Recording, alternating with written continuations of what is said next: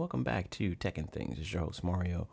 We are about to do a reaction to the new Masters of the Universe trailer, and I'm gonna go ahead and play the trailer. And once the trailer is done, then I will give my thoughts, and loop the trailer back over and go over some of the footage from there of what I believe is going on. My thoughts are whether or not the tease trailer either hyped it up too much, or whether or not we need to dial our expectations back, or whatever.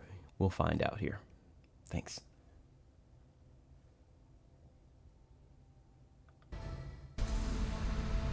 All that stuff that only exists in legends and bedtime stories.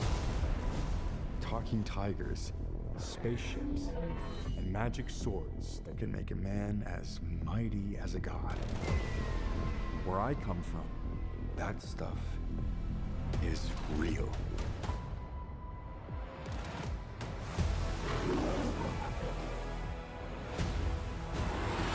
Why did you send me away? I wanted you to be safe. So I sent you to a place I knew that they'd never find you. There's... This obsession with nerd stuff and sword things, it's not a good look for human resources.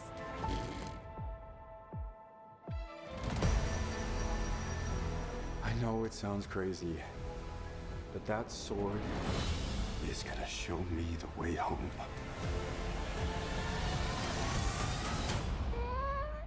Sir, you can't do that. Don't worry, the sword's mine.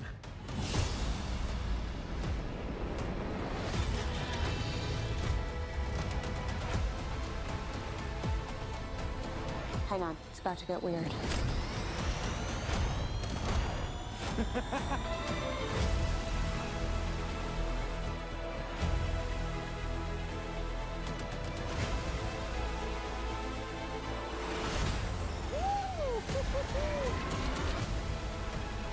What am I supposed to do? Take the sword. You protect them.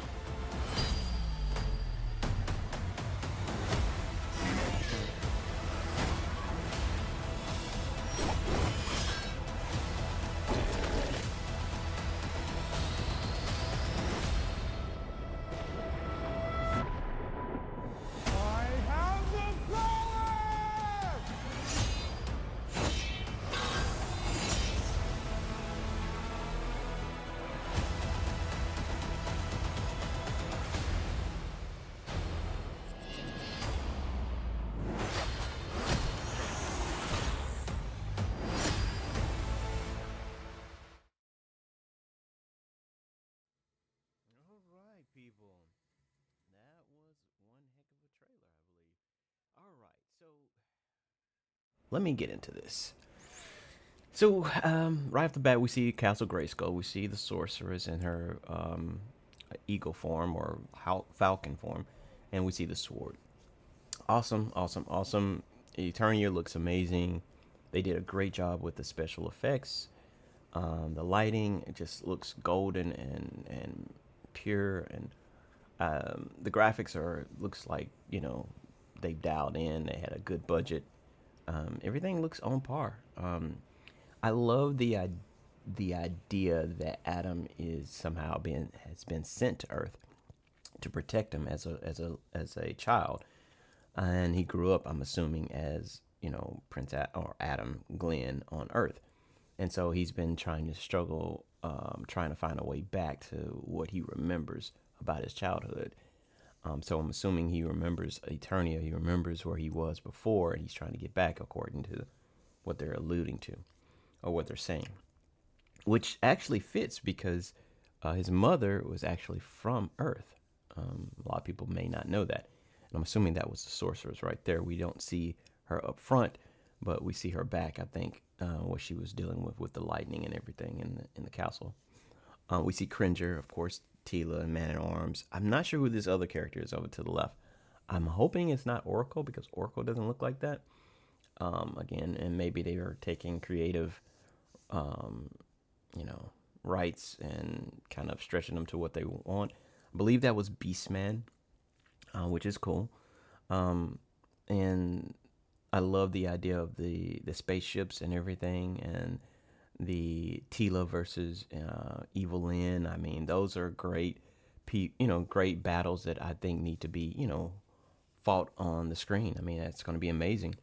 Now, here's where I have a concern, two concerns. One minor concern that may can be pushed to the side, but for me, He-Man didn't look as big as I thought he would. And maybe they did that on purpose or whatever. But at least on the trailers, it doesn't look as big. But like there, when Prince Adam was walking off the ship with his little pink shirt on, which gives an homage to the original Prince Adam's attire, he looked like he was like the clothing was holding back something a little bit more massive in size and his muscle structure than what you saw when he changed to He-Man. Now that's just minor. Does he need to be like like Goldberg or anything when he was back in 1999 or whatever? He probably doesn't need to be, but I'm just saying I thought that he would be a little bit bigger, as far as muscles are concerned, or more definition. And again, we're looking at really quick footages, so maybe he is that muscular. Maybe he's just more toned than anything else. I don't know. But that's a minor thing. The major concern that I have is how the trailer presents the transformation. Now, for me, I think this whole movie can die off of the realisticness of the transformation. The transformation has to fit the original comic book. It can't take on this identity that the newer He-Mans took on. The newer He-Man's transformations were so weak, so lack of emotion, so lack of excitement. They have to do that the right way, and I'm hoping that the trailer just showed you the beginning stages, did not actually play the real audio of his transformation. Maybe they showed you the beginning of the transformation and only played the audio of the "I have the power." But what I don't want to see is him holding up the sword vertically into the sky saying, "I have the power," without bringing the sword down without horizontal, bringing the sword down horizontal and capturing the end of the blade and pulling it back like the original comic book. It needs to be there. And another thing that has to be there is that music, the song. It has to play, people. You can't hype this movie up and tell us and show us the original He-Man, the theme songs, the "I have the power" moment, and then you get us to the movie and you don't even have that moment in the movie the way you played it in the tease trailer. It's gonna really suck to me. So here's my hope that they actually complete that transition the right way. I'm praying that what we're seeing on this trailer is just not in real time. I'm hoping that "I have the power" is not being spoken while he's holding up the sword to the sky. "I have the power" is that moment of confirmation where he pulls the sword to his chest as he holds it vertical, and everybody, that's an iconic moment right there for everybody.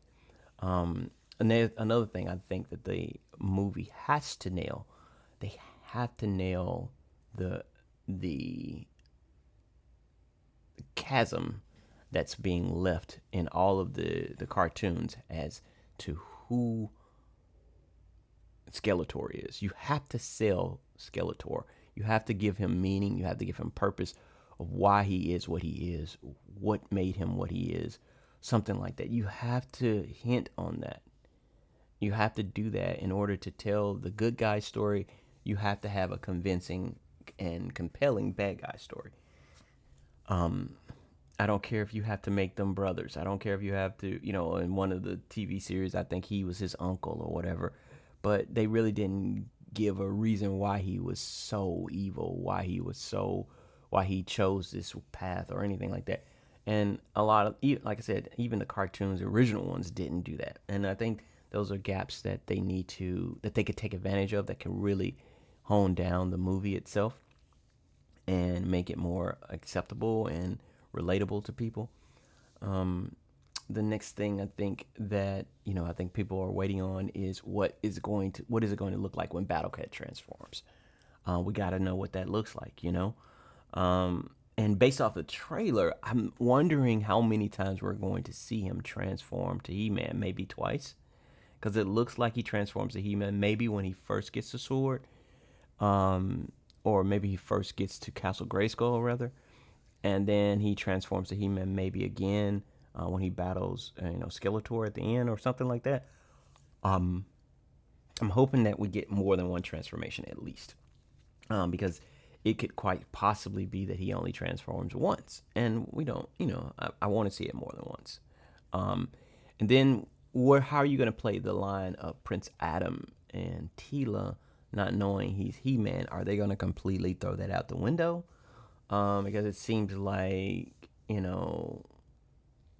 it could go that way. Like, it could go the way of the latest cartoons where He-Man is not really the main hero, that he's just one of many type of situations. I hope they don't go that way, because this should be about He-Man. But the title is not He-Man Masters of the Universe. It's called Masters of the Universe. So, they're probably hinting right there that it's not going to really be about him, but they're using him to bring you to the movies. Could be. I don't know. I hope that's not the case. I hope I'm wrong on that. I hope they don't change this into a moment where they did in the cartoons, where by the power of Grayskull is just something that anybody can say, and Man-at-Arms can say it, and Teela can say it, and everybody that says it can get power type of situation. I don't want to see that. I don't. I'm sorry. And another thing I hope they don't do is it doesn't seem this way, but I just hope they stay true to it. I don't need any political agendas. I don't need any religious agendas. I just want to sit down and relive my childhood, TV series that I grew up with. I just want to enjoy He-Man, I don't need for him to, be relatable to my gender, be related to my ethnic group, be related to my political group or religious group. I don't need it. Just let the story tell the story. Let him be He-Man. Let it be what it was, what made us love the cartoon. May it be what, all that it is, all that it was, rather. I don't need Prince Adam or Teela to be, gay. I don't need them, to be transformed into, an ethnic, culture, confirmation like they're doing already with Man-at-Arms. I don't need him to be black for me to relate to He-Man. I related to He-Man, and there was not a single black person on the entire cartoon, but it didn't make a difference to me. I didn't feel left out. I didn't feel like I couldn't relate to He-Man. He-Man was, the bomb growing up. I mean, we all knew that growing up. All of the adults that are in our 40s or 30s, maybe, I think maybe that's pushing a little bit, 40s and 50s rather, or older, they know about He-Man. So, just let it be. Like I said, I just wanna enjoy this movie. I really do. And I'm hoping that it's one of those movies that can be told without belittling men, without, trying to over exaggerate women or putting down women. I don't need Teela's breasts to be out or anything like that. Just tell the story, again. Outside from that, I think that, we have a good trailer. I think a lot of possibilities that can go on for the next movie if they decide to make one. I think Orko is a very questionable character that I want to see where he is and what he does in this series, because he doesn't seem to be a part of anything that I'm showing on the trailer, at least. And he was a very big part of that. And unless Orko is that little beast right there over to the left side on the screen, and which it is, if that's what he is, then it's going to be kind of disappointing to me. Orko was a main part of He-Man. Could you use that as a part two? Yeah, you could. You can bring him on as a part two. Maybe even you could, if they wanted to, they could make it so that the end of the movie shows, his mother, telling Adam about his sister, Shira or whatever. And Shira and Oracle are actually, away in a land, far away or whatever, or captured or whatever. And He-Man needs to figure a way to rescue them or whatever for the next, movie or whatever. That would be cool. You know what I'm saying? I'm fun with that. But I just, again, it's so important for the story to just be told without the agendas and without overcomplicating things that don't need to be complicated, and without rewriting things that don't need to be rewrote. Just do what you do. Be faithful to the original series. That's all most people are asking, at least that I know of. So until next time, guys, hope everything goes well for your life. Thanks for visiting Digital Crack and Tekken Things. And hopefully next time we see each other, we'll be discussing the part 2 of the trailer, and maybe more is revealed then. Talk to you soon.